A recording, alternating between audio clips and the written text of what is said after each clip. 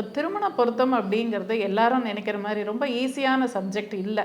அதில் வந்து ரொம்ப ரொம்ப அதாவது கண்ணில் வத்தி போட்டு பார்க்கணும்பாங்க. அந்த மாதிரி ஒரு ஜாதக பொருத்தம் அப்படிங்கிறது 2 உயிர்களோட வாழ்க்கை.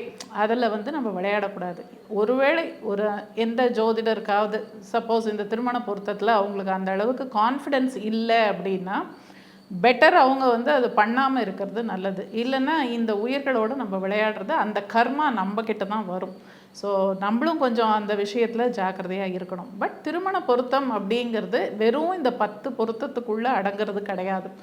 அதுக்கும் மேலே பல விஷயங்கள், கிரக பொருத்தம், தசாபுக்தி காலம் எப்படி இருக்குது, 6, 8, 12 கூடிய தசா இதெல்லாம் வருதா, இந்த மாதிரி விஷயங்கள் எல்லாம் நம்ம பார்த்து தான் ஒரு திருமண பொருத்தம் அப்படிங்கிறத நம்ம நிர்ணயிக்கணும். KBG Trips. Think holidays. Think KBG Trips. For bookings and inquiries, WhatsApp 9629 911889.